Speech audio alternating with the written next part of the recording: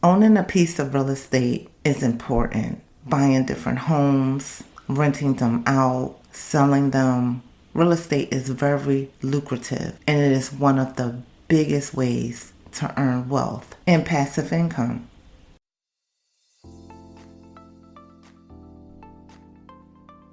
6 years ago, my wife took nothing but an ideal and faith and turned it into a multi-million-dollar business with multiple streams of income.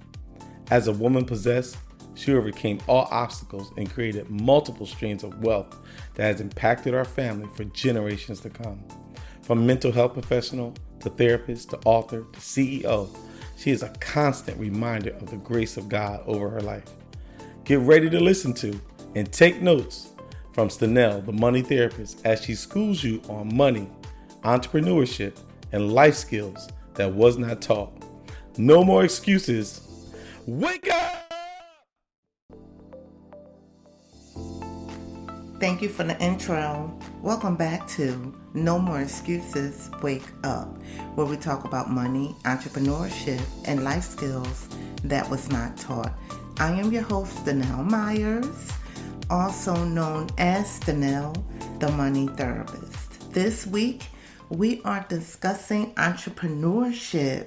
Yes, I'm shaking over here because I love entrepreneurship. I love talking about it. We are going to discuss real estate and the benefits of real estate. I came across an article from Morris Invest. It talks about benefits of investing in real estate. And because real estate is my jam, my thing, I've been in real estate, my first property in 2008, a long time, which was a family home and it was a duplex. I've been in real estate for a while and I don't think I talk about it a lot. I did do an episode on how I sold my duplex and my home and everything. I talk about it. I really want to get into what the benefits are and how important it is. According to this article, real estate has really good advantages across the board. One of the advantages is the tax advantages. When you have tax advantages with real estate, that is a big pro because you can now write them off. For instance, I sold my property last year, but I had to send my accountant my expenses. One of my units was Section 8. That unit was in my LLC, Increased Ministry Rentals. One of my tenants was paying to my LLC. The payment was a small amount of payment. The housing authority in my state was paying the bulk of that unit. Let's say, what was I renting in? I can't remember what I was renting a unit for. But I was getting, for one unit, I was getting $950 a month for one unit for the 2-bedroom. So for the 2-bedroom, that $950, the majority of the money, I was getting around $775 or something like that, or $800 from the housing authority. My tenant was paying $106. I do remember that. So whatever the difference that is between the $950, that's how much my tenant was paying. I was getting a bulk of the money from the housing authority. And then on my 1-bedroom unit, I had that tenant for years. The tenant was paying the same amount of money for years, which was $700. Never increased the rent. The moment that I increased the rent, my tenant had a fit, and you will definitely run into that. And I only increased it by $50. That tenant was paying $750. Let me do the math real quick because I really don't remember. I was bringing in around $1,700 a month. The mortgage payment was $726. I was actually bringing in, I remember my numbers, I was bringing in $1,777 actually. I know that's how much I was bringing in. And the rent was $726. I was bringing in, after that, I was actually netting, then I had to pay for the water and the sewer. I was actually netting a good $800 a month. It was really good. It was a really, really good investment. And I was netting that for a very long time. And I miss that. The real estate is just, It's so good. I do miss that. But in the economy with COVID, it was best to sell. And I do talk about that in another episode. I really broke all of that down. When I was giving my accounting and I was writing everything down, I had to write what came in. What came in was that 1,771. When I times that by 12, it was like 21,000 or $22,000 a year. It was so good. Let me just do the math real quick. It was $21,252 that was coming in. And then what I had to do is I had to subtract everything that I spent money on. And that was the different things that I had to get done. We had found some mold, spent a lot of money on having mold removed from the house. And don't forget, you have to add up all the money you spend paying off the sewer and the water bill and every month. And after I added up my expenses, that came to over $10,000, and $21,252 came in. That means the $10,000 was what the expenses were. That is a huge tax advantage, very important, and that is a great benefit because whatever you're spending as a real estate investor or a landlord, whatever you're spending, you get your taxes done correctly by someone that know what they're doing. You're definitely going to reap the benefit of that. So that is very important. The next is tangible assets. Real estate is the best, one of the best assets that you could have. It is actually a physical home that you can rent out. You can rent it out to families. You can see however you fit to rent it out. If you want to rent it out to a single person, whatever you want to do, real estate and having that actual piece of tangible property is important. And again, you're going to hear me say, I miss it because when we sold the property, I have a video on this. We did a 1031 exchange and they only give you a total of 60 days, 45 days to find the property, and then they give you 60 days to locate and a total of 60 days. 45 days to find the property, and after the 60 day, if you don't find a property, you get your money back. And unfortunately, we didn't think outside the box. We was just looking for properties. We was just looking for oceanfront or waterfront properties. We was not thinking outside the box. We didn't think far as a parking lot or some type of land. We was not thinking that way. And that is a really big, huge regret of mine because I should have been thinking outside the box because real estate is tangible with assets. And because I do have passive income and that passive income is from the businesses I do, and I'm grateful that I do have an opportunity to purchase land or to make purchases and get back in the bed with real estate. With the real estate money, what I did was I invested the money, and the money's in the stock market. The stock market not doing too good. We had a meeting yesterday with our financial advisor, and it's just not a good time in the real estate market right now. And the financial advisor was actually talking Tony out of he wanted to sell, not really sell, but he wanted to take our money out because the market is really down. And it's down because of a lot of different things. It's down because the gas is high, although gas is going down a little bit. The issue with Ukraine, also with China, our investments across the world, investments not looking so good. But the advisor was explaining the importance of staying in because if you touch one piece, you're corrupting the entire portfolio. And we don't want to do that. It was a good meeting for Tony to remember what he already know, that once you're in for the long haul, and you just have to take the grain with the salt and you have to deal with it. That was a really good meeting because we was able to really see that keeping that money in is important, but having that real estate and even selling it because the market was so good and I had the property for so long to invest it was a good idea, although we're losing a little bit.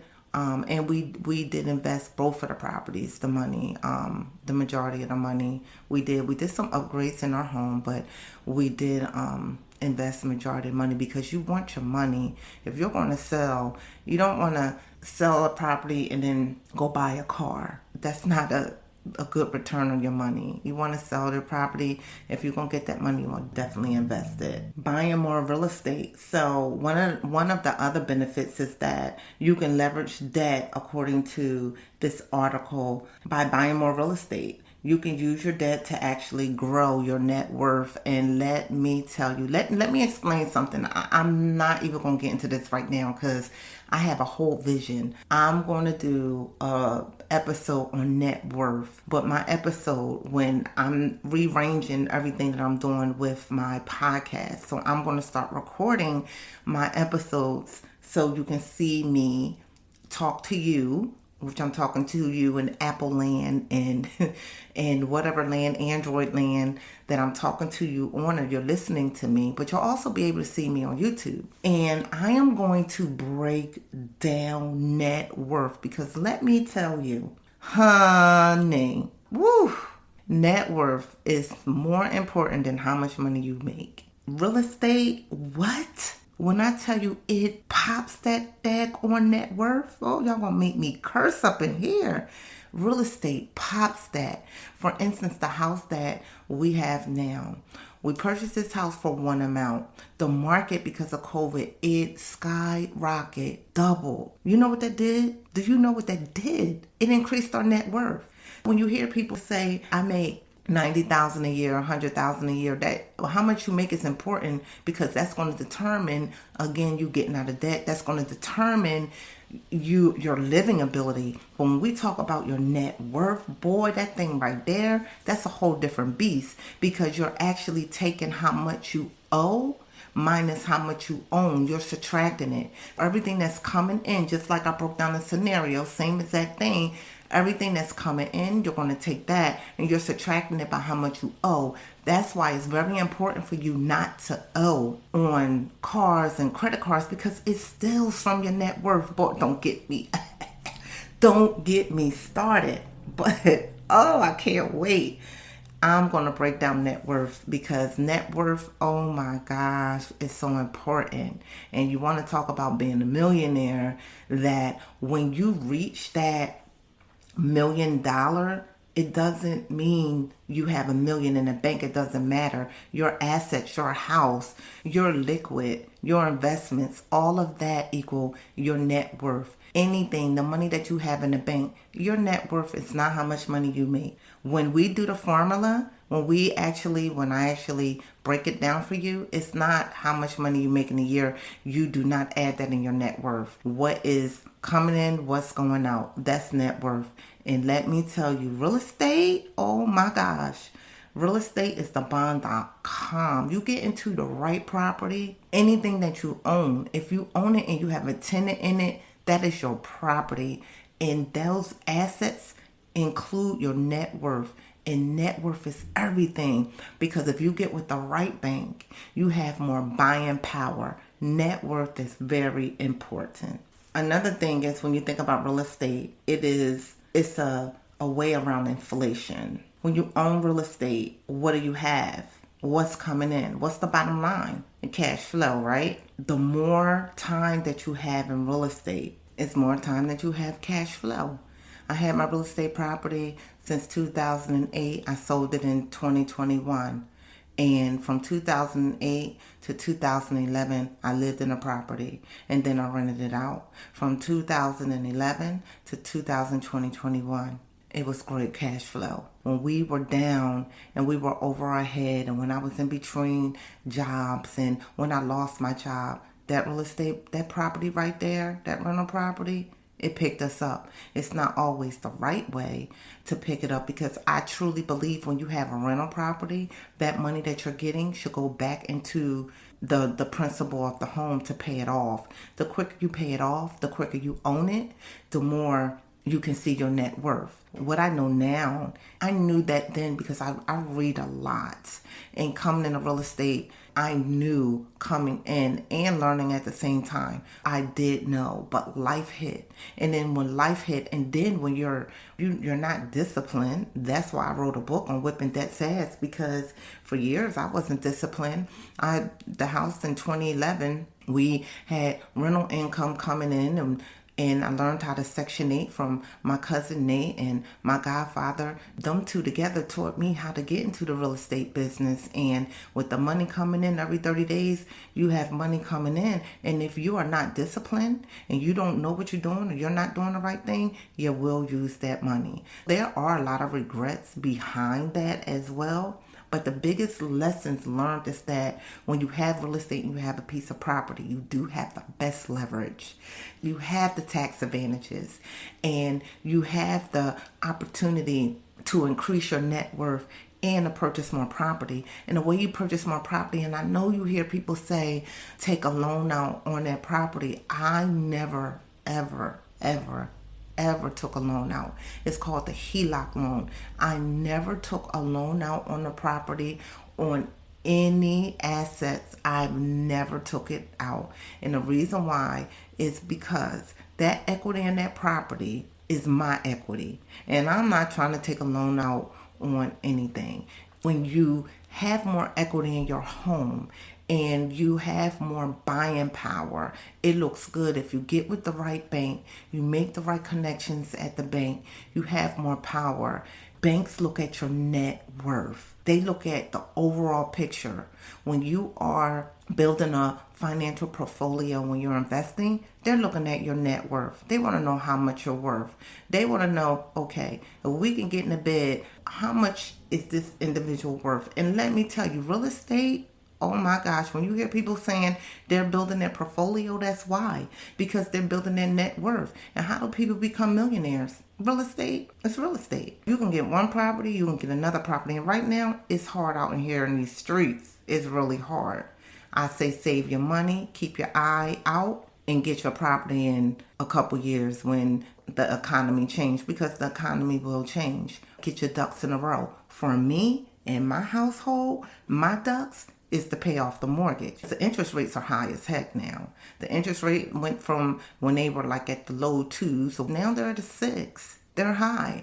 It's definitely changing, and it's kind of leveling, not tapering off, but kind of leveling in the middle. The best thing for my household is to pay off the mortgage. And that's what we're doing. And you will be a part of that journey.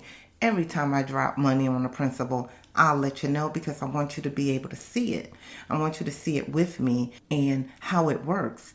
When you own property and you feeding money into your principal, it is very rewarding. Real estate and owning property is one of the best rewards that you can possibly have. My advice to you is to save your money, keep your eyes out on the market, grab you a cheap piece of real estate, something that you can fix up, something. I thank God for my husband, because that man right there, he can fix anything. My house, oh my goodness, everything, anything, shiplet walls, everything, anything and everything.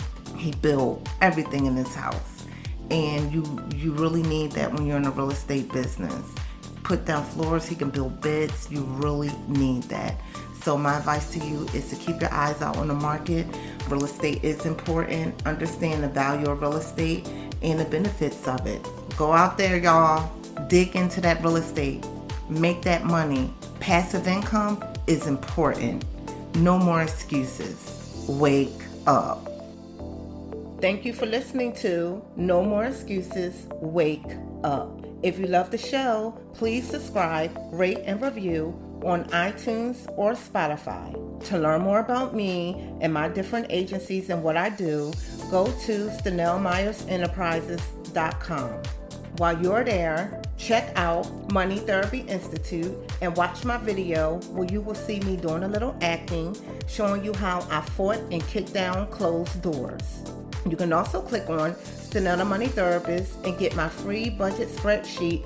And of course, you can email me at contact@StenellTheMoneyTherapist.com.